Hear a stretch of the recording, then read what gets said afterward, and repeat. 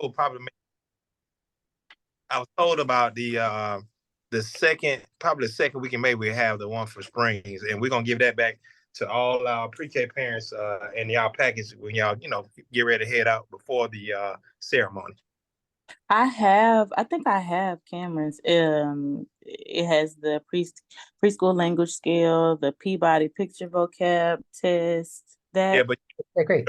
What are his, can you tell me his scores on that? Do you mind sharing? I know there's another parent here though, but I'm just. Yeah, no, that's fine. So the preschool language scale, it says PLS AC standard score is 77. Okay. And then it says there are two scores on it. Yeah. Oh, There's, EC and AC. there's Okay. an expressive language one, which is how he speaks, and there's the receptive one of how he listens and understands. Mm-hmm. So what does the EC say? What's the score? EC says 86 and AC says 77. So listening, that makes sense. I see that at home. Okay, what does the PPVT say? What's that score? PPVT is 92. Yeah, interesting. So he's really good. He's got strengths in vocabulary. That's what the PPVT says. So he knows words. Mm-hmm. He's fine, kind of like in the average range on the expressive communication, but on that PLS, sounds like he's just a little bit lower than you want him to be. Yeah. Do you have concerns about his speech that you? No, I don't have concerns about speech. Okay. I guess it's more so about expressing. I try to understand exactly like what's going on, and he doesn't communicate it as well as I would think he can, because I know he can understand. So it's that barrier between him getting it out so that I can understand to further help him, or further like come up with better ways to, I guess follow along with rules and things like that. Yeah. You have other indicators there. What is his get ready to read? His get ready to read is the literacy screener. Mm-hmm. You know what is a 3? Yeah. Okay, so that's pretty typical. Hopefully he'll get to a 4 on spring assessment, because that's data from the fall. That was data the middle of last semester. And we would expect pre-K kiddos to be about a 3. That's pretty typical. So that's good. Yeah, so it sounds like his literacy skills are as expected, but his language skills are in some ways, but then he needs maybe a little bit more support. The best strategies to support a child, and without really knowing your son very well, but kind of just from generally having a sense for the scores, is, sharing books every day is really important. Those conversations that you have with him are really important. And especially when he gives you a little bit of language, you can use that little bit of language and give more, right? So if he says, I want a drink, you can say, do you want to drink in a really big cup or a really small cup, and use more language to extend. You want to extend what he's saying. And then you want to use those descriptive words. So if he says cup, you say, oh, would you like a glass? And so you're doing those associations to give him more sophisticated language. And then sometimes you have to make him be more precise, right? You might then demand a little bit more precision from him with language stuff. Okay. Those are all strategies. There's probably additional strategies that Dr. Maximus and others can share with you. And then I can also send over some resources to the, who's your family support worker, Miss Kay? Miss Amber is who I usually work with. Okay. So far, I'm not sure who's my designated person. Okay, Miss Amber. Okay. We can send some additional ideas over too. Thank you. And last thing, do you all have a reading list? Because we go to the library every week, but I want to make sure that I'm getting I guess recommended literature for him. I go like in my first reading book, those books, or level 1, level 2. I can't remember what here's one right here. Yeah, I would actually just use a lot of like picture books, right? With that are really interesting. Does he have particular interests in picture books? It really depends. So I try to stick to these are like I'm a reader book 5. Let me see if I can show you. Yeah, I wouldn't worry so much about the I'm a reader books. Yeah, I mean that's fine, but because Okay. we wouldn't expect a pre-K kid to be kind of decoding or like breaking down words yet. Mm-hmm. We expect them to be able to understand that letters have sounds and know most of the letter sounds by the time he finishes pre-K, but we wouldn't worry too much about reading simple words until kindergarten. So it's just not something that we worry that much about with a 4 to 5 year old because that's something they'll learn in kindergarten. So comprehend. Oh, well, It no. really is about sharing books to help him comprehend and build the language, right? Where you can have those rich conversations. You can read a story like, how did why did the pigeon drive the bus? You know, that story, these kind of fun and interactive stories, or even the cat. And then you can ask questions and say, what do you think is happening here? Why did they do this thing? Or, Okay. this is where, but we have lots of books, I'm sure, at Educare that they can share some book lists. We have other there's different thematic things that are happening at Educare, right? Like different units of study, and we can suggest books related to something he's learning at school. Okay, that sounds great. Thank you so much. Rodney, you're taking notes, right? I'm sorry. I tell him Rodney he's taking notes. I need to get a book list or something. I'll definitely connect with him when I pick him up today. And I'll send some ideas to Amber too.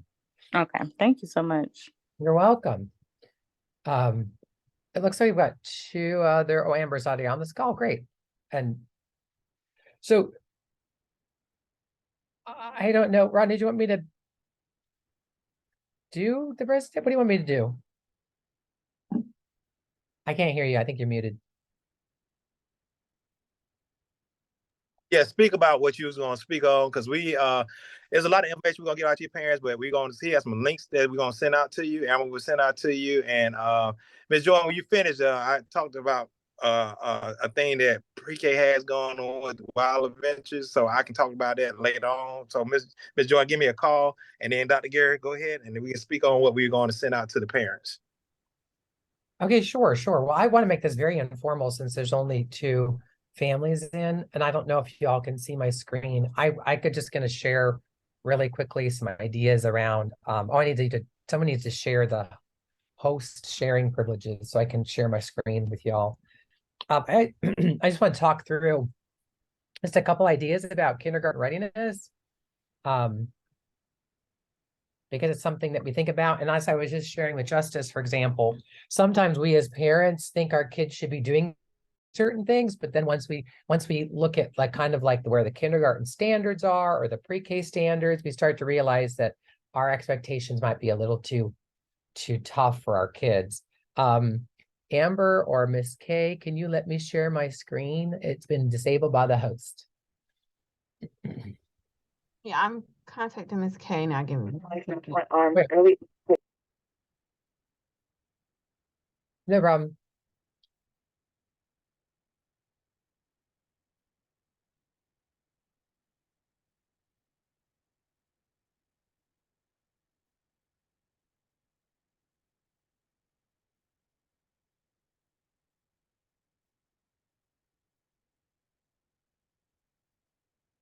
Gary, you should be good now. Great, thank you. Sorry, I'm dealing with an adult daughter who has lost her luggage. So that's where I was like, oh, great, yay. Okay, that's exciting. But it's like, what do I do? Like, I can't help you right now. You're gonna figure this out. That's what adult daughters are for. They can figure these things out, hopefully. Good luck. Go to Walmart, buy some underwear. Anyway, sorry. So hi everyone. Hi, is it Trista and Justice? So I want to just give you a quick little summary. So Georgia State partners with Educare, and we work to support teachers and family support workers at the site because we collect information from classrooms and we collect information from kiddos, and this information helps us plan for how to support your children. As Justice and I were just talking about earlier, we send reports home, and the purpose for that is to support what you're doing as a parent, and then also support the classroom teacher. So I just want to share really briefly a few ideas about kindergarten readiness. One thing that you'll hear about when we think about kids being ready for kindergarten, we don't think about it being the child's fault if they're not ready, but sometimes you'll hear kids being blamed for things. So we just want to say kindergarten readiness is not just thinking skills, but it's social emotional skills. It's the ability to learn and the ability to thrive in the school. So hopefully, as you're looking at kindergartens, you're looking at a kindergarten that has a plan for supporting your child's brain, but also supporting your child's heart. And so think about that when you're talking to teachers, like how do you support my child's developing sense of wonder and how they experience the world? And of course, you know, as your parents' first teacher, that you're the most important thing in their life to really drive their social, emotional, and cognitive outcomes. When we think about kindergarten readiness, we're really thinking about 4 things. So just keep broadly 4 things in your mind. To get to a child who is ready for kindergarten, we have to have a ready community, a community where we've got enough opportunity, the libraries, parks, and other things that support healthy kids and healthy schools. We've got to have a ready school. And we'll talk about how Educare helps your child, how Educare is a ready school. And then we had to have a ready family. So a family that's ready to do the transition. These are some of the things we think about when we think about a child being ready for kindergarten. Of course, the child needs to be healthy and well cared for. Hopefully the child is positive about their own learning and is learning to control their emotions. Hopefully the child approaches learning with curiosity and excitement. And then the child has language and listening skills. That was something we were just talking about. And then hopefully the child also has strong thinking skills that the school can build on as well. But oops, he went off the screen. One thing I wanted to just share you. So these are kind of the skills we think about for school success. So even though you might want to just focus on reading or just focus on math, if you look here, there's social emotional skills, there's cognitive skills, there's language skills, and there's physical skills. And the cognitive skills are those academic skills we often think about, but notice there's one little small circle because those social emotional skills are just as important to supporting a kid being successful in school. We give assessments to children, which ask them to look at pictures. That's what we were just talking through with the PPBT and the PLS. These are tools we give. And this is the Get Ready to Read, where we ask kids to name letters. All of these skills are important to, literacy skills and then language skills are really important to learning to read because there's 2 sides to reading. There's the code side, or the way in which kids break down words into individual letters and sounds. And then there's the language side of reading, which is all that vocabulary and the ability to understand stories and understand other texts. So we want to make sure when you go and meet with your child's school in kindergarten, hopefully they're talking about both literacy skills and language-based skills, comprehension-based skills. Of course, math is really important too. We assess math. And let me just show you, I'm going to skip this. I'm going to skip this too. I'm going to just show you this individual report card. So we were just talking through, Justice, we were just talking through this individual report card. I'm glad that you're able to look at this. Hopefully, if it's Trista or Jordan, if hopefully you've gotten a summary of your child's performance from the fall semester. What we do is when we assess kids, we provide this color chart on the side that helps you understand whether the child is in the low average range, in the below average range, or in the average range. And the average range is green, and that's where we want kids to be. But sometimes if you see this child here in the spring of 2022, this child on the preschool language scale had this score of an 86. And then by the fall, which was, over the summer, they were able to get up to a 90. This child also had a PLS expressive score. So the way they were able to communicate, they went from a 78 to an 80. So that child's showing a positive growth in their language skills, and we look for those positive trends. And we also saw their oral language vocabulary go up from 108 to 117. So we are trying to track children's learning and support teachers in tracking it so that we can make sure that we're giving evidence-based classroom practice. And so one of the questions you'll ask for your kindergarten teacher and of your kindergarten school is how are you, tracking learning and supporting what my child is learning, and how are you communicating that with me?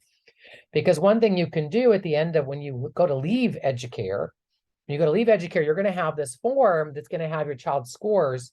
And so at some point, it's important for you to advocate for your child when you go to kindergarten and say, hey, wait a second, why are they struggling with these skills? They were doing fine in pre-K, for example, or they were really strong in pre-K. So it's important that as you're communicating with your child's pre-K teacher about the transition, that you're really looking at these scores and then asking questions like Justice was just asking around, like, how can I support my child with reading and language? That's all I want to really share today. I have more presentation, but I just thought I would turn it open to you all to ask what questions you have about schools. Oh, I was going to ask one more. I'm going to show one more thing really quick. Sorry.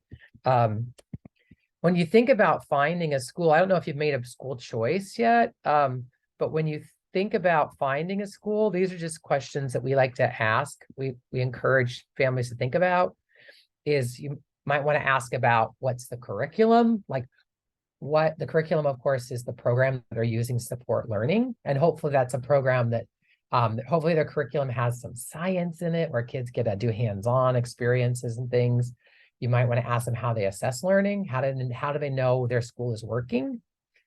What's the structure of a day? Like, how does the kindergarten day operate?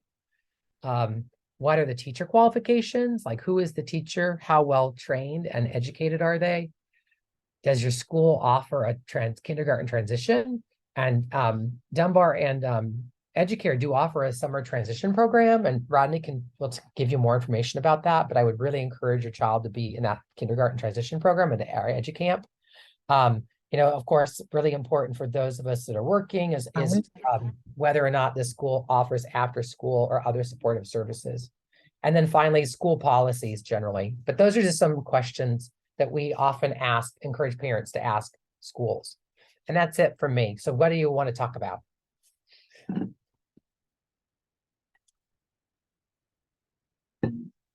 Do these questions make sense? Yes, I've actually asked a good bulk of these questions when I went to the I wish I had this a little bit before I went to my tours. But I guess it's not too late to ask. But I did have a question about, I guess, so would you say that reading is one of the only ways? Well, of course not, but outside of reading, how else could I help my child with I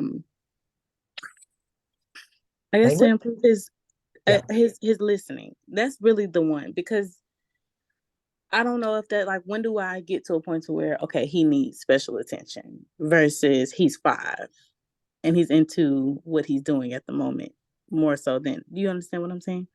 I do. If you're worried, if you're at all concerned about his ability to listen and pay attention, you might want to work with your child's teacher to maybe get him assessed at some point. There are certain screening tools that like an ages and stages screener.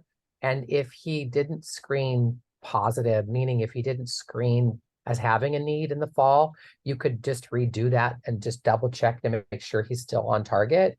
And if he screens positive, if he screens in those tools are meant to identify a child who might need additional services or support. And then there are organizations that can follow through, that will follow up with you so that you can get your child assessed. Like, I have a son and he needed speech services. He just really struggled with his expressive communication. And so we were able to get him speech services when he was 3. And then by the time he was 5.5 or so, he went off speech services. And it was just something that we needed more help as parents, knowing how to support he had an articulation challenge. And so we were able to hear about certain things we could do as parents. Like, one thing was we learned to have the word, to get him to say his word endings, we'd use our fingers on our arms and kind of stretch the word. And that was just something that he needed to hear the ending of words and us to slow down our speech, because you can tell I talk very fast. So yeah, we had to slow down our speech for him and really focus on this. And then he worked with a speech communication person for about 2 years, and it really made all the difference in the world. So if you're worried, if you're concerned at all, we could always do an ages and stages, and Miss Amber can help you fill it out. And then if there's a positive screen, then we just take the next step and we can look at additional testing if necessary.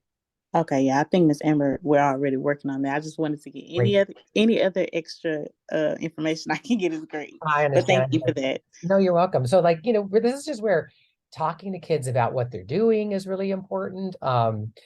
Making sure they have a lot of, fun activities where then you're pushing in that vocabulary, and then noticing what they're doing and drawing attention to it, right? When they're playing with blocks, talking about, wow, your tower is so very tall. How high are you going to make it go? And try to really just engage them in that back and forth to just stretch that language and get that language pulling out. And then the nice thing about books is books have a lot of vocabulary in them that are important to, learning. And so that's where getting that rich collection of books and stories that you're sharing with him daily is going to be an important way to support his language skills too.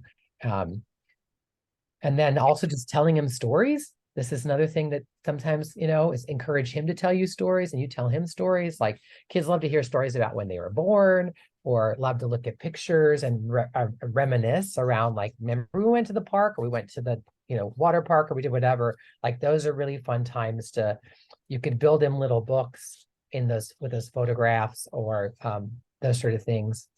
And those all those are opportunities to talk about and stretch his thinking and his language. Yeah, and also, yeah, Miss Jess. Also, I don't know if you have the medical home for him or not, but see Nurse Johnny, because like I say, if you want an evaluation, she works for Children Healthcare Atlanta.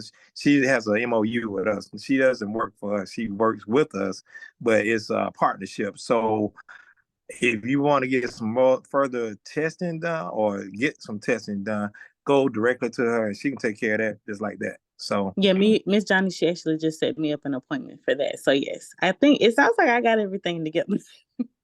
okay, and then do you have a medical home? Good for you. That's awesome. If you're not, go ahead and get with Children. You said medical home phone? I'm sorry, I didn't hear that. Medical home. Do you have a doctor that you go to? Oh, that's the Children's, yeah. If you don't, get with Nurse Janet. She can set you up with Children or somebody else outside of Children. Yes, I think she already did that too. So yeah, we're on the right track. Thank you. All right. Is there anything else that y'all had some curiosity about or want to know? Because I was just talking to Dr. Derek prior to this meeting. We have the Week of the Young Child that happens after spring break.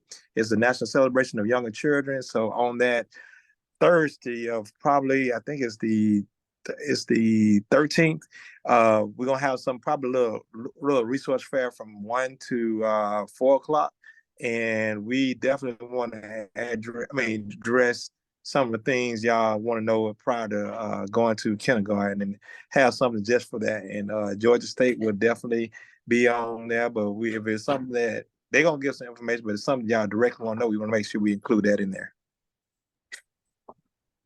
I do have a question for Gary. One last question. We can probably talk about this offline, but I wanted to know if you have like maybe a rule of thumb because yes, you can go into a school, you can tour, things like that, but what about like the numbers and the data as far as the schools? Like, could we talk about that? Do you have any resources as to where we can find that? I guess easily accessible for the schools that we're looking for kindergarten that you would recommend based on everything that we're seeing with the scores of the language and things like that was shared with me? Yeah, that's a great question. It's tough to know. It's really tough to know how. I mean, the scores that are available for most schools start at 3rd grade, right? And so that's where it's not always clear what kind of kindergarten experiences kids are being offered in schools. I would just make sure they have a really strong curriculum in place, and that the teacher that's going to be interfacing with your child in that first in kindergarten is one that has a strong track record, meaning that people has good word of mouth. People generally know her or him, and that they're you think that they kind of have a holistic view of your child or learning. That they understand that their job is not just to dump things in the brain, but also to help the whole child grow. I think that's really important.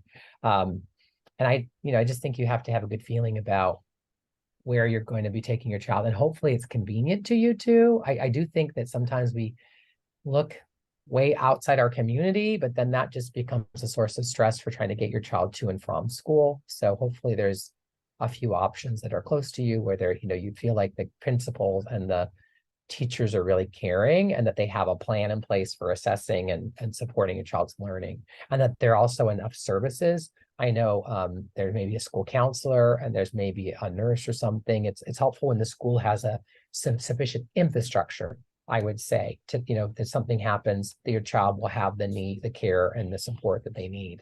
Those are just kind of things I would focus on. Okay, thank you, Gary. Yeah, of course. All right. Is there any more questions? Trista had raised her hand at one point. Did you have a question? Never mind. It's okay. Are you sure? No, I got time. What up? Go ahead. What do you want to know? What do you want to talk about? No, I just wanted to ask, as far as, when it comes to transition and as far as emotions, so how to deal with because my daughter, they at the school, they know our situation, so she's very attached to me. She has her moments and stuff. I feel like it'll be better once she gets to elementary school. She's in a different environment, but she's very attached to me. So I've been talking with her about going to school and walking to classroom by herself and all this stuff. So what is your intake or things that I can do at home to help her as far as the transition in the beginning? Ooh, that's a good question. I think so. Hopefully, does the school that you're thinking about have a school transition plan? Because most schools should have a transition plan, right? Where you would visit They ahead of do. time. I've toured. I'm looking at Ivy Preparatory. It's an all-girls school. Oh, So that was one of the questions I did ask about transition, because I asked them like on the first day. So the way that they do, she'll be a drop off, so I will drop her off, and then they'll help escort her. And but they did talk about having something just like I think Shelton's Arms going to have, where they visit the elementary, where they did speak about having an event where the new kindergartners can come in. And because she didn't go with me to the tour, I should have taken her to the tour, but I was told that I can bring her. Yeah, I would definitely. This is where, when we think about transition to kindergarten, we think kind of about this vertical transition of switching from the pre-kindergarten to the kindergarten, right? And that vertical transition is really important. So it's thinking about like how she walks through her day is going to be really important, and thinking about that schedule. And so that drop off is going to become a very stressful time for you as a family, because it's so not what she does now, right? It's very different. And so it's important that you walk through that with her a number of times, and that you're there to kind of like model it for her, and then that you visit the school ahead of time, and that you practice this, because and then of course at school lunch, like I don't know if they have a lunch number, but it'll be important to like figure out like, how does lunch typically work? And most schools have these kindergarten, roundup kind of days where you can go and look, and then they also have summer transition kind of activities.